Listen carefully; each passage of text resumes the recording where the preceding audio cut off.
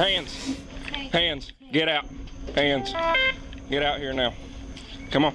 Please don't let him see me. He's armed. I hear him. I think I hear his truck. I just can't believe that she was in the box. Blood on the toilet, blood on the wall, blood on the shoe, blood on the shirt, blood all over this floor right here. Deputies in Murray County, Georgia are called when a man opens his door to find a bruised and battered woman on the run and desperate for help.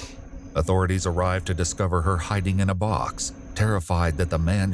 Alright gang, so if y'all want merch, this is my merch, Maison Rex. We got t-shirts, all different types of colors, you know. Polo shirts, sweatshirts, like hoodies and stuff. We got, you know, the girl hoodies, the crop hoodies. We got some hats. We got some beanies, some backpacks. Link in the description. Yeah, let's get back to the video. She's just escaped will find her. As shocking as this is, it's nothing compared to her harrowing account of the ordeal she barely survived. The following is based on official police records, and the footage has never been seen before until now. Please note that all persons charged with the crime are presumed innocent unless and until proven guilty in a court of law. On June 3, 2024, a Murray County deputy arrives at a home in Crandall, Georgia. All he's been told is that a 911 call was made because someone was found hiding on a porch. Hands. Hands. Get out. Hands. Get out here now. Come on. Get on your stomach. Now. Drop the vape. Get on your stomach. Hands on your back.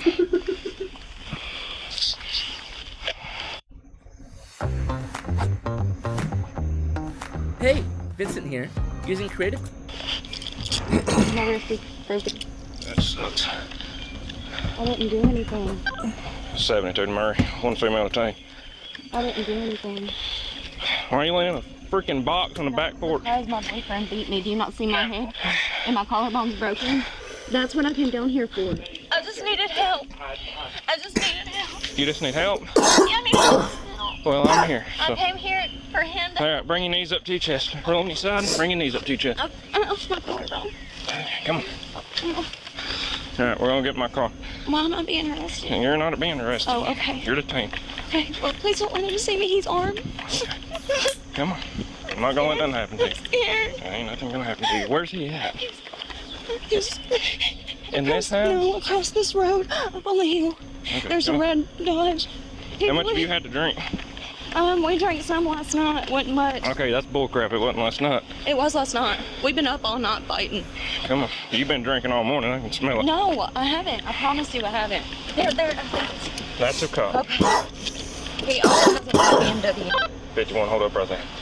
I don't want him to know where you're at because he will come. Let him. He wants to play stupid again. Get in the car. I didn't mean to call you. Get in the car. The woman identifies herself as 29-year-old Cassidy Porch. She explains that she was so desperate to get away from her fiancé, Nick Cargain, that she left her shoes and phone behind. She'd waited for him to fall asleep before she ran from the house and went from neighbor to neighbor until someone finally helped her by calling 911 while she hid. Though she admits to drinking 2 shots the night before, she claims she smells like alcohol because Nick spilled a drink on her. He's armed. Okay, with what? He's got a 45 and he also has, it's a little pistol. I don't think it's Where else he hit you? Move my hair. It hurts. Hang on. It really hurts. Hang on. So you come over here to get help, right? Yeah. Okay. I didn't, because... All right, well, let me uncuff you then, because the only thing I got told is somebody had a female. I hear him. I think I hear his truck. Yeah, I understand. Ow. Hang on, I'll get it right. If he sees a cop car or an ambulance, he'll follow it. And You're not... And every time the cops go up there, he has some story. His foot's broke because he kicked a table over on me last night. What kind of truck does he drive? It's a red Dodge Ram. Listen. Hey, red Dodge Ram lifted. Should be him. He's still looking for me. I hear it. I hear it. The other deputy leaves to follow the noise of the nearby truck. He's armed. That's what worries me. He doesn't care. Okay, so what happened? Why are you all bruised up? Because we were fighting last night. Because Fighting about of what? my phone. I called my dad Who to hit get who help. first? He hit me. He threw tables and all kinds of stuff at me. And then he bashed my head into the toilet, and my collarbone, I think, is broke. I can't move it. I just need a doctor. Well, their EMS is coming. They'll be taking you, okay? As it turns out, Cassidy had good reason to fear that her fiancé was looking for her. The other deputy intercepts him just as he returns home, blocking him into his driveway. Hello. How you doing, sir? Are you Nick? Yep. What's going on down here? That's what I'd like to know. That's what we're trying to find out. So I woke up, she was gone. I come outside to look, hollered for it, didn't see her, didn't hear. I saw those people standing down there. I got in my truck, pulled out the driveway, stopped right there. I said, hey, have you guys seen Cassie? Nope. What's going on? I told him exactly what I just told you. And then I drove down the street and back. With Cassidy in the back of the deputy's vehicle, waiting for EMS to arrive, the 911 caller and owner of the house where she was hiding comes out to check on her. Thank you. Hey, good job how you handled that. Thank you. I told the dispatcher, I had my man, I said, I'm not going to stand here and watch nobody I feed on me. hated your box because he's good at looking. Well, I understand. You done the right thing, you know what I'm saying? Soon, some of the other neighbors head over to make sure Cassidy is okay and share a disturbing revelation. This happened before, so we tried to look out for her, but she knocked on my door and took off. I didn't know where she went until you guys pulled up. Yeah, so we were looking for her ourselves, trying to protect her. Even Nick admits that Cassidy has run away before, though he puts a slightly different spin on it. I don't know if you realize this or not, but this isn't the first time that this happened. Between her and you, or? Not necessarily between us, just in general. Took off, and fucking talked, took off, and all other people. She has this weird thing that's taken off for whatever reason. The deputy who responded to the initial 911 call decides to talk to Nick himself and heads up the road. He'll soon find himself stepping into a horror story.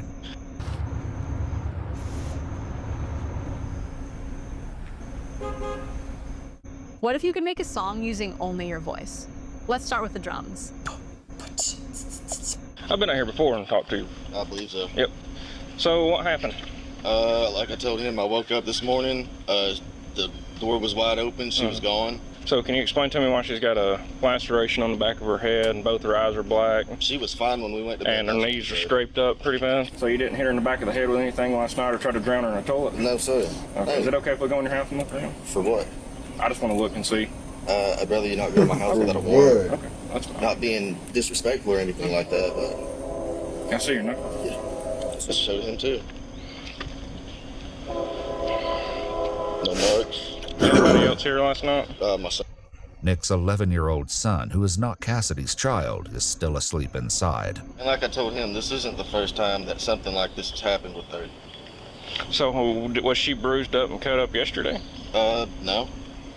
So whatever happened between the time she left here and whatever she did had to have been it, because we were fine when we went to sleep last night.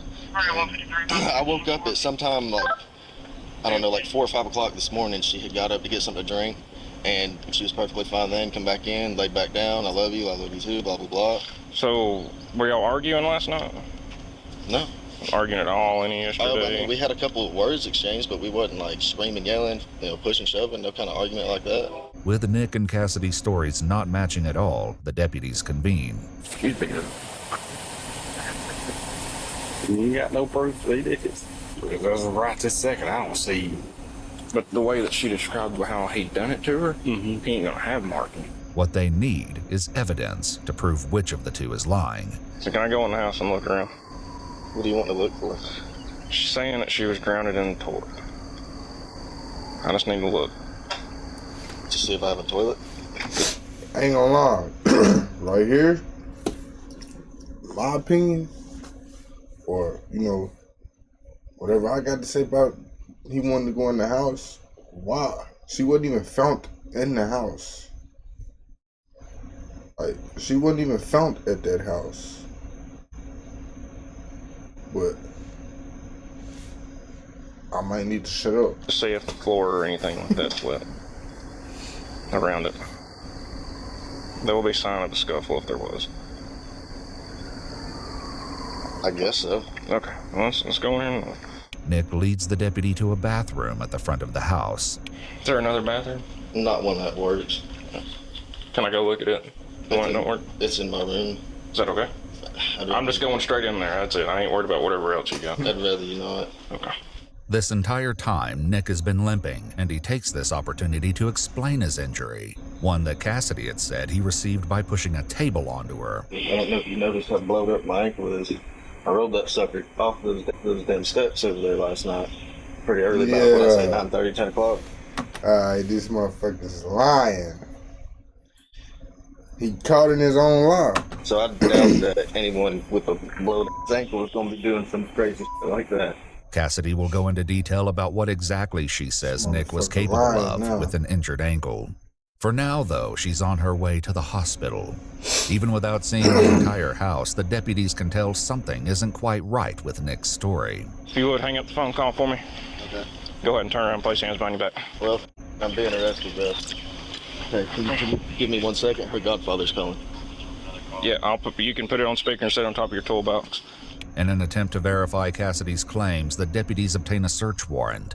It isn't long before a detective, nicknamed Tiny, arrives to conduct the search warrant.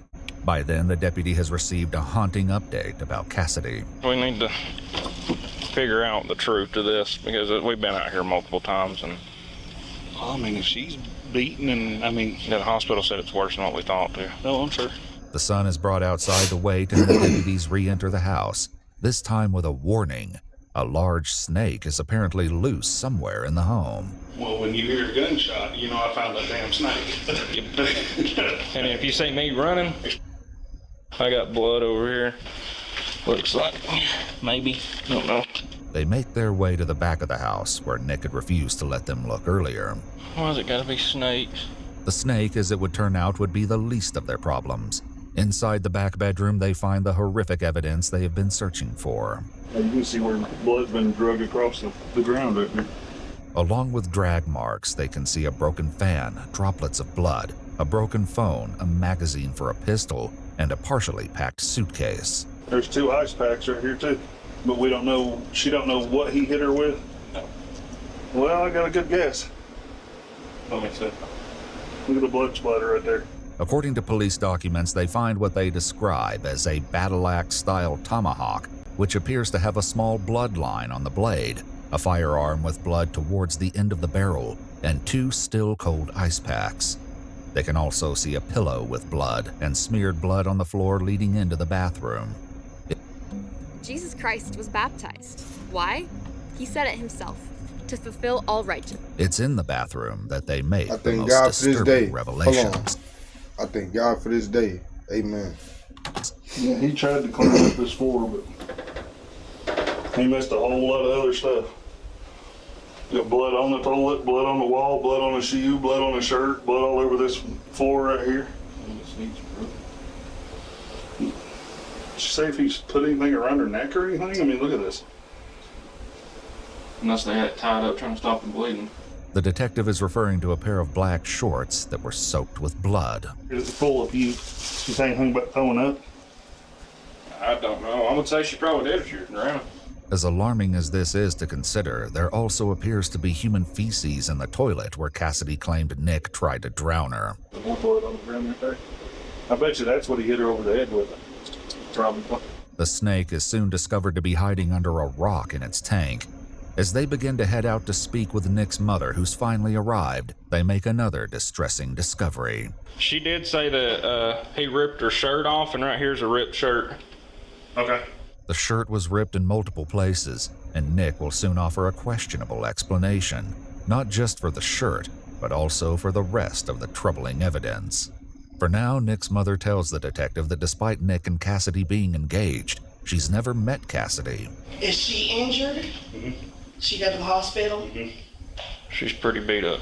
Really? Yeah. Well, I know he's had problems in the past with exes, so certainly not going to defend. Yeah. But No matter what Nick's mother may believe, the evidence told a gruesome story, and Nick was taken to jail. Yet nothing could prepare the detectives for what Cassidy would tell them about the horror that unfolded inside the home. She was still at the hospital when the detectives came to speak with her, where she'd been joined by her mother. I'm Detective Malone. I don't know if I've ever met you before or not. No. People normally call me Tiny. That's Detective Bill. Hey there. That's the exact opposite of what you are. Yeah, I know. Is there if I sit down and talk to you for a minute? Of course. Cassidy explains that her and Nick have been together for a year. She says that the argument between them the night before had started over small things, but quickly escalated. The way I do things and everything like that, just stupid cliche stuff. He ended up pushing a wooden table over on me and threw dresser drawers at me. She then called her godfather to come and get her, and despite deleting the call, Nick had checked the phone records and found out. However, when the detective spoke to Nick, he said the fight started over something entirely different. Something to do with content, because we do content and stuff like that. What do you mean content? Content like OnlyFans type stuff. They would come back to this topic shortly. For now, the detective attempts to get Nick's explanation for the evidence they uncovered in the bedroom and bathroom. I'm gonna be honest with you. I know something physical happened in the house. Okay, why do you say that? Because all the blood I found in the house. There's always been blood in that house. While Nick's explanation leaves something to be desired, Cassidy has no problem describing what happened to her. You know, what was the blood from? My head. Now, tell me what happened with the head. That's what happened whenever we were in the kitchen. He slammed my head up against the floor when I tried to run from him. And, So did you try to run out of the house? Yeah. And he just snatches you? Yeah. Okay. He chased me out. I didn't even make it outside. It was right there in the kitchen. You're running out the door. He grabs you, pulls you back in, slams you on the ground. Now, show me how was he holding onto your head? Like, was he over, like, mounted on top of you? He was, mounted on top of me, holding my neck and banging my head against the floor. Okay. Now, was he squeezing your neck? Okay. And he choked me on the bed. He choked me about twice. In his interview, Nick focuses on something other than the mounting evidence against him. I don't know if you also noticed or not that her stuff was packed because she was supposed to be leaving. Boy, your ass threw in that jail cell, boy. Once they figure out what you in there for.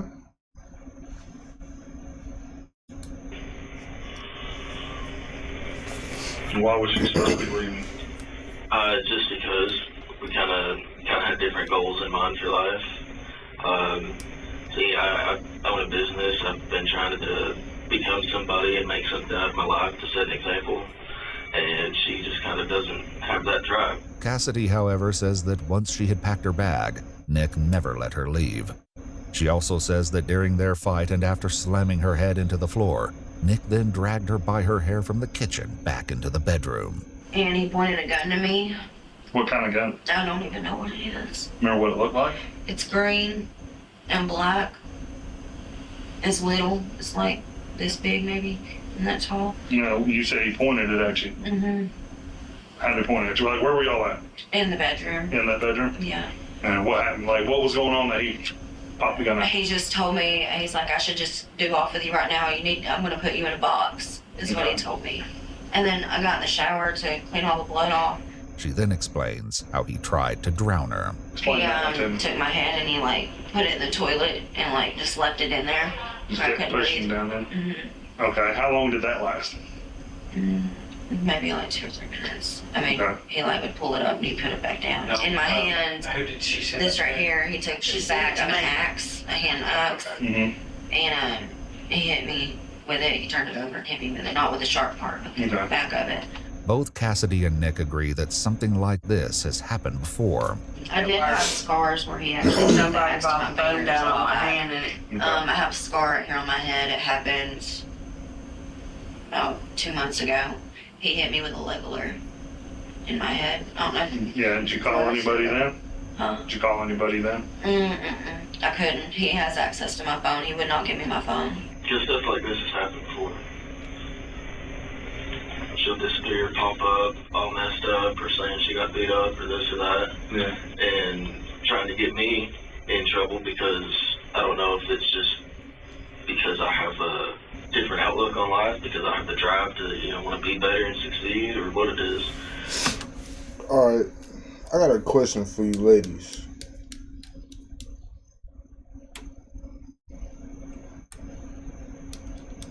Do y'all be scared to leave someone like this?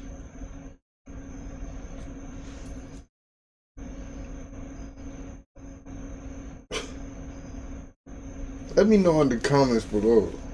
I guess sometimes Yes I'm or no? But yeah, I'll admit that. No matter what Nick claims, the detective simply isn't buying his story. So what about the torn t-shirt that I found in the kitchen floor? What's that from? She has a lot of torn clothes. She likes to take clothes and she'll rip them in certain ways to use for content. In her interview, Cassidy adds another layer to this already unsettling case. Nick's son had been in the house while all of this was taking place. Thank God I'm starving. Can you recommend a good place to eat, honey? Oh, absolutely. What are you? He said it's time for his son to grow up. Maybe he needs to see this because his son's alive. And, Where was his son at? in bed. Earlier at the scene, the detective had tried to talk to Nick's son. They got into an argument. They got into an argument? Yeah. Okay, did you see anything? Did you hear anything? I'm sure you heard something because a lot of racket back there, a lot of stuff got broken. Oh. So. I was asleep last night. You were asleep, so you didn't hear anything? Not really, no. Levi knows what to say and what not to say. He's had to talk with his father. Oh, I know. He will defend his. I know. The detective returns to Cassidy's harrowing account. Now, when he had you on the ground, were you trying to fight back? Yeah, I was trying to get him off of me. Okay. Yeah. There's no way. There's no stopping him. Explain to me how you got all the scratches on you. Which ones? All over your chest, your back, everything. The stuff on my torso is from sex. Okay. 100%. Once again, Cassidy shares a distressing revelation. So I'm gonna ask you about a hanger because the deputies out there overheard you talking to the EMS workers. Oh yeah, I'm pregnant, and he talked about wanting to take care of it with a hanger. When was that? Last night? That was last night. You pregnant? By him? What'd he say? He just said, we can go to the bathroom and take care of this right now. Along with the major injuries to her head, Cassidy's feet, ankles, and legs were bruised and scratched from fleeing barefoot through the woods. As well, the wounds on her head were actually so deep that they had to be stapled shut. There is still no physical proof that I was the one that did any of it. Despite his denials, Nick was charged with kidnapping with bodily injury, terroristic threats, possession of a firearm during the commission of a felony, battery and family violence, cruelty to children in the 3rd degree, and 5 counts of aggravated assault and family violence. As well, Cassidy was granted a family violence protective order. While behind bars and awaiting trial, Nick made a few recorded calls to friends and family. The lawyer said without proper legal, he's looking at way more than 15 to 30. Years? Yeah. What? You're kidding me. The big thing is the terrorism charge and the kidnapping. Those can be up to life sentences. See, this is ridiculous. I'm not trying to sit here 10 years for something I didn't do, bro.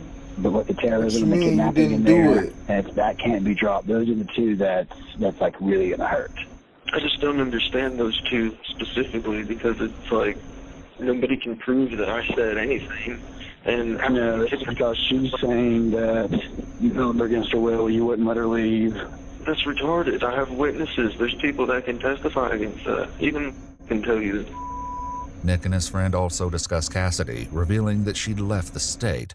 Still, the friend had managed to contact her. She's like back and forth and everything. She's like, I don't want anything to happen. Things shouldn't have happened. She's like, I love Nick. He's my best friend, but this and but that. And she's like crying because of it. And the problem is she never pressed charges. The state picked it up because she went to the hospital. She went to the hospital. They came with a search warrant, went through the house, and they put charges based off what they found, apparently. Despite this, Nick apparently had a plan, a form he wanted Cassidy to fill out. It'd be for like if you made a statement and wanted to drop it or change your mind. She told me that they told her they have enough stuff from the house that she doesn't even have to be in court. At some point, Cassidy blocked the friend, but this didn't appear to deter him. I'm not going to reach out there, but I can probably use Jade. My mom might not be blocked. Haley may not be blocked. I'll figure it out. I'll get a hold of her. I love you. You know that. Love you. I love you too, man. You give you a phone kiss. Mwah. Eventually, the charge of terroristic threats against Nick was dismissed, but he was still found guilty of kidnapping with bodily injury, aggravated assault, family violence, possession of a firearm during the commission of a felony, battery, and cruelty to children in the 3rd degree. He was sentenced to life in prison, plus 25 years. If you'd like to see select new videos early and help us keep uncovering case files that rarely come to light, You'll find extra footage and unseen details on our Patreon. Channel memberships here on YouTube also include early access to select new videos.